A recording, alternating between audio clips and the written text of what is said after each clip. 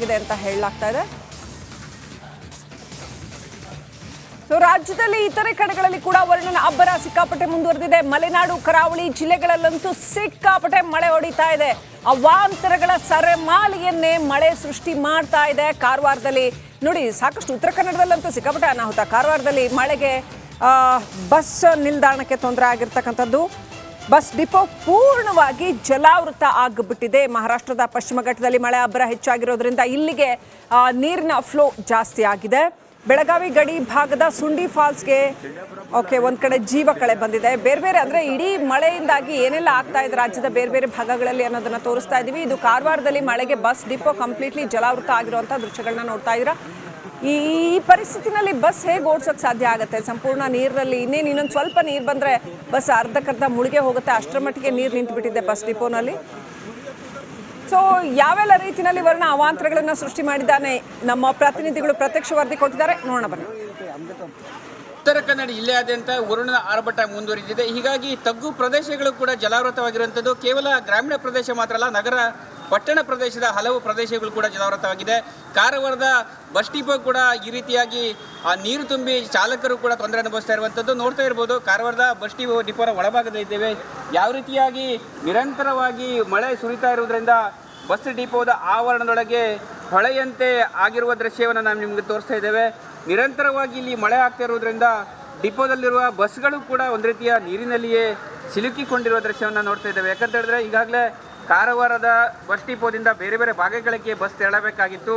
ಅದರಲ್ಲೂ ಚಾಲಕರು ಕೂಡ ಒಂದು ರೀತಿಯ ಬಸ್ಸನ್ನು ತೆಗೆಯಲು ಕೂಡ ಹರಸಾಹಸ ಪಡ್ತಾರೆ. ಕೇವಲ ಈ ವರ್ಷ ಮಾತ್ರ, ಕಳೆದ ವರ್ಷದ ಮಳೆ ಸಂದರ್ಭದಲ್ಲೂ ಕೂಡ ಈ ರೀತಿಯಾಗಿ ಬಸ್ ಡಿಪೋದಲ್ಲಿ ನೀರು ತುಂಬಿ ಚಾಲಕರು ಮತ್ತು ಬಸ್ಗಳಿಗೂ ಕೂಡ ತೊಂದರೆಯಾಗಿತ್ತು. ಅದೇ ರೀತಿ ಸಮಸ್ಯೆಗಳು ಕೂಡ ಮತ್ತೆ ಪುನರಾವರ್ತನೆ ಆಗ್ತಾ ಇರುವಂಥದ್ದು.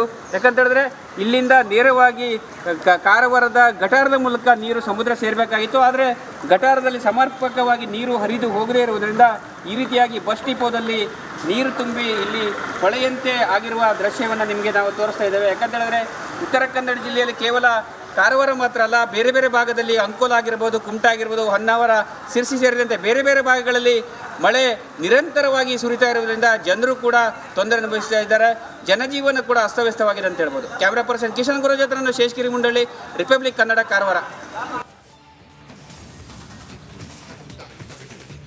ಮಡಿಕೇರಿಯಲ್ಲೂ ಕೂಡ ಮಳೆ ಸಾಕಷ್ಟು ಅವಾಂತರನ ಸೃಷ್ಟಿಸಿದೆ. ಅಲ್ಲೂ ಕೂಡ ಗುಡ್ಡ ಕುಸಿತ ಉಂಟಾಗಿದೆ. ಶಾಲೆಯ ಪಕ್ಕದಲ್ಲೇ ಮಡಿಕೇರಿಯಲ್ಲಿ ಗುಡ್ಡ ಕುಸಿತ ಉಂಟಾಗಿದೆ. ಈ ಬಗ್ಗೆ ನಮ್ಮ ಪ್ರತಿನಿಧಿ ರಿಪೋರ್ಟ್ ಕೊಟ್ಟಿದ್ದಾರೆ, ಬನ್ನಿ ನೋಡೋಣ.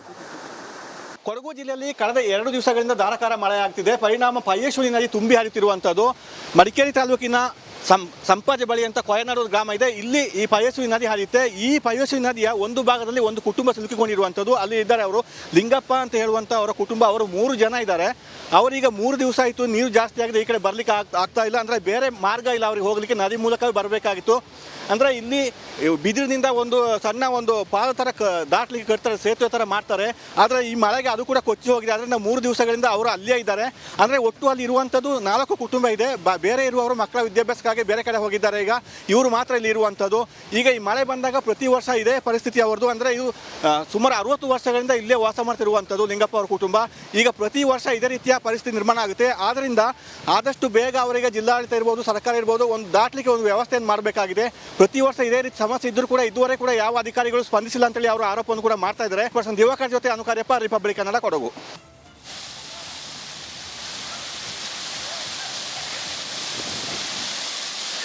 ರೈಟ್, ಈಗ ನೀವು ನೋಡ್ತಾ ಇರೋದು ಬೆಳಗಾವಿ ಗಡಿ ಭಾಗದ ಸುಂಡಿ ಫಾಲ್ಸ್ಗೆ ಜೀವ ಕಳೆ ಬಂದಿದೆ. ಅಲ್ಲಿ ಮಳೆ ನೀರು ಹೆಚ್ಚಾಗಿ ಬಂದಿರೋದ್ರಿಂದ ಸುಂಡಿ ಫಾಲ್ಸ್ ಇನ್ನಷ್ಟು ರಭಸದಿಂದ ಧುಮ್ಮಿಕ್ತಾ ಇದೆ.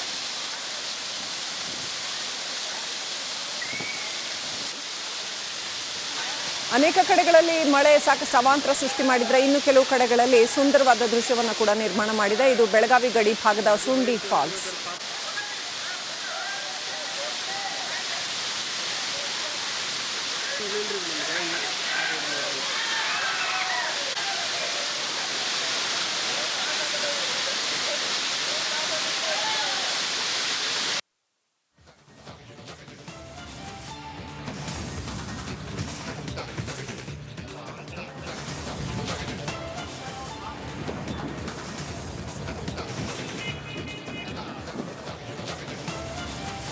ಪರಪ್ಪನ ಅಗ್ರಹಾರದಲ್ಲಿ ದರ್ಶನ್ ಈಗಾಗಲೇ ಕಂಬಿ ಎಣಿಸ್ತಾ ಇದ್ದಾರೆ. ಮತ್ತೊಂದು ಕಡೆ ಈಗ ಮನ ಪರಿವರ್ತನೆ ಮಾಡಿಕೊಳ್ತಾ ಇದ್ದಾರ ದರ್ಶನ್ ಅನ್ನುವಂತಹ ಪ್ರಶ್ನೆ. ಯಾಕಂದ್ರೆ ಹೆಚ್ಚು ಹೆಚ್ಚು ಪುಸ್ತಕಗಳನ್ನ ಓದುವಂತಹ ಕೆಲಸ, ಧ್ಯಾನಾಸಕ್ತರಾಗುವಂತಹ ಕೆಲಸ ಆರೋಪಿ ನಟ ದರ್ಶನ್ ಅವರಿಂದ ಆಗ್ತಾ ಇದೆ. ವಿವೇಕಾನಂದರ ಪುಸ್ತಕಗಳನ್ನ ಓದ್ತಾ ಇದ್ದಾರಂತೆ, ಯೋಗಾಭ್ಯಾಸವನ್ನ ಮಾಡ್ತಾ ಇದ್ದಾರಂತೆ, ಹೆಚ್ಚು ಹೆಚ್ಚು ಧ್ಯಾನದಲ್ಲಿ ಮಗ್ನರಾಗ್ತಾ ಇದ್ದಾರಂತೆ. ಈ ಮೂಲಕ ಮನ ಪರಿವರ್ತನೆಗೆ ಏನೆಲ್ಲ ಕೆಲಸಗಳಾಗಬೇಕೋ ಅದು ದರ್ಶನಿಂದ ಆಗ್ತಿದೆ ಅನ್ನೋಂಥ ವಿಚಾರ ಈಗ ಗೊತ್ತಾಗ್ತಾ ಇದೆ. ಅದರಲ್ಲೂ ಕುಟುಂಬಸ್ಥರು ಬಂದು ಹೋದ ಮೇಲೆ ಅವರಿಗೆ ಒಂದು ರೀತಿ ಬೂಸ್ಟರ್ ಡೋಸ್ ಸಿಕ್ಕಂತಾಗಿದೆ. ಯಾವ ಕೈದಿಗಳ ಜೊತೆಗೂ ಮಾತಾಡದೆ ತಮ್ಮನ್ನು ತಾವು ಧ್ಯಾನದಲ್ಲಿ ತೊಡಗಿಸ್ಕೊಳ್ತಾ ಇದ್ದಾರಂತೆ, ಹೆಚ್ಚು ಹೆಚ್ಚು ಪುಸ್ತಕಗಳನ್ನ ಓದ್ತಾ ಇದ್ದಾರಂತೆ ನಟ ದರ್ಶನ್. ಈಗಾಗಲೇ ನಾವು ಗಮನಿಸ್ತಾ ಇರೋದು ಯಾವಾಗ ಈ ರೀತಿಯ ವಿಚಾರಗಳು ಬೆಳವಣಿಗೆಗಳು ಆಗ್ತಾ ಇದೆಯೋ ತಮ್ಮನ್ನ ತಾವು ಯೋಗದಲ್ಲಿ ತೊಡಗಿಸ್ಕೊಳ್ತಾ ಇದ್ದಾರಂತೆ, ಧ್ಯಾನಾಸಕ್ತರಾಗ್ತಾ ಇದ್ದಾರೆ ಅನ್ನೋ ವಿಚಾರ ಗೊತ್ತಾಗ್ತಾ ಇದೆ. ಬುದ್ಧ ದಯವಿಟ್ಟು ನೀವೆಲ್ಲ ಯಾರಾದರೂ ಭೇಟಿ ಮಾಡಿದ್ರೆ ಒಳ್ಳೆ ಪುಸ್ತಕಗಳನ್ನು ಕೊಡಿ ಆಯಿತಾ. ಆಮೇಲೆ ರಾಮಕೃಷ್ಣ ಪರಮಹಂಸ ಅವರ ಪುಸ್ತಕಗಳನ್ನು ಸಹ ಓದಲಿ. ಬುದ್ಧ ಹೇಳಿದ್ದೆ ಮೈಂಡ್ಫುಲ್ನೆಸ್. ಬುದ್ಧ ಹೇಳಿದ್ದೇನೆಂದರೆ ಪ್ರೆಸೆಂಟ್ ವಾಟ್ ಈಸ್ ಹ್ಯಾಪನಿಂಗ್, ಆ ಅವೇರ್ನೆಸ್ ನಿಮಗಿರಲಿ. ಇಲ್ಲ ಅಂದರೆ ನೀವು ಇಲ್ಲಿ ಗೆಟ್ ಇನ್ ಟು ಕನ್ಕ್ಲೂಷನ್ ಅಂತ. ಬುದ್ಧನ ಜೀವನ ಚರಿತ್ರೆನ ಓದಲಿ. ಓಕೆ, ಬುದ್ಧ ಇದನ್ನೆಲ್ಲ ನೀವು ಈ ಥರ ಪುಸ್ತಕಗಳೆಲ್ಲ ಓದಲಿ. ರಾಜ್ಕುಮಾರ್ ಜೀವನ ಚರಿತ್ರೆನೂ ಸಹ ಓದಲಿ. ದಯವಿಟ್ಟು ನೀವೆಲ್ಲ ಯಾರಾದರೂ ಭೇಟಿ ಮಾಡಿದ್ರೆ ಒಳ್ಳೆ ಪುಸ್ತಕಗಳನ್ನು ಕೊಡಿ ಆಯಿತಾ. ಆಮೇಲೆ ರಾಮಕೃಷ್ಣ ಪರಮಹಂಸ ಅವರ ಪುಸ್ತಕಗಳನ್ನು ಸಹ ಓದಲಿ. ಬುದ್ಧ ಹೇಳಿದ್ದೆ ಮೈಂಡ್ಫುಲ್ನೆಸ್. ಬುದ್ಧ ಹೇಳಿದ್ದೇನೆಂದರೆ ಪ್ರೆಸೆಂಟ್ ವಾಟ್ ಈಸ್ ಹ್ಯಾಪನಿಂಗ್, ಆ ಅವೇರ್ನೆಸ್ ನಿಮಗಿರಲಿ. ಇಲ್ಲ ಅಂದರೆ ನೀವು ಇಲ್ಲಿ ಗೆಟ್ ಇನ್ ಟು ಕನ್ಕ್ಲೂಷನ್ ಅಂತ. ಬುದ್ಧನ ಜೀವನ ಚರಿತ್ರೆನ ಓದಲಿ. ಓಕೆ, ಬುದ್ಧ ಇದನ್ನೆಲ್ಲ ನೀವು ಈ ಥರ ಪುಸ್ತಕಗಳೆಲ್ಲ ಓದಲಿ. ರಾಜ್ಕುಮಾರ್ ಜೀವನ ಚರಿತ್ರೆನೂ ಸಹ ಓದಲಿ. ದಯವಿಟ್ಟು ನೀವೆಲ್ಲ ಯಾರಾದರೂ ಭೇಟಿ ಮಾಡಿದ್ರೆ ಒಳ್ಳೆ ಮನುಷ್ಯ ಅಂತಂದಮೇಲೆ ಮಾನವೀಯತೆ, ದಾನ, ಧರ್ಮ ಇವೆಲ್ಲ ಒಳ್ಳೆ ಗುಣಗಳು ಸಹಜವಾಗಿಯೇ ಜನರಲ್ಲಿ ಇರುತ್ತೆ. ಅದರಲ್ಲೂ ಸಾರ್ವಜನಿಕ ಜೀವನದಲ್ಲಿ ಇರೋರ್ಗಂತೂ ಇದೆಲ್ಲ ಬಹಳ ಮುಖ್ಯ. ಆ ಎಚ್ಚರಿಕೆನೂ ಅವ್ರಿಗಿರ್ಬೇಕು.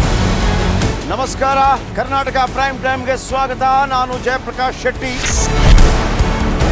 ಇಡೀ ಕರುನಾಡು ಇವತ್ತು ರೆಬೆಲ್ ಆಗಿ ನಿಂತಿದೆ.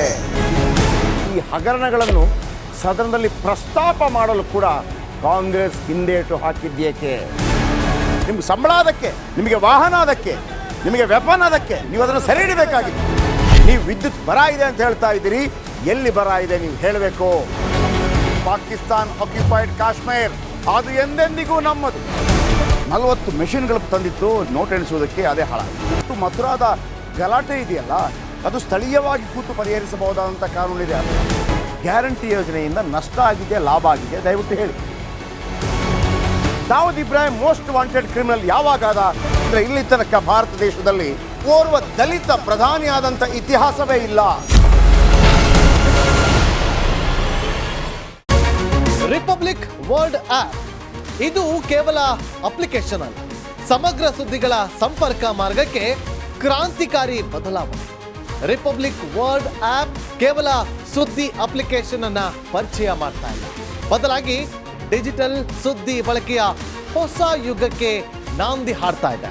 ಇದೊಂದು ಬ್ರೇಕಿಂಗ್ ನ್ಯೂಸ್, ಪ್ರಭಾವಶಾಲಿ ಕಾರ್ಯಕ್ರಮಗಳಿಗೆ ಗಟ್ಟಿಯಾದ ವೇದಿಕೆ.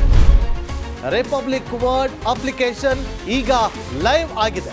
ಗೂಗಲ್ ಪ್ಲೇ ಸ್ಟೋರ್ ಮತ್ತು ಆಪಲ್ ಆಪ್ ಸ್ಟೋರ್ ಎರಡರಲ್ಲೂ ಲಭ್ಯವಿದೆ. ಈಗಲೇ ಡೌನ್ಲೋಡ್ ಮಾಡಿ.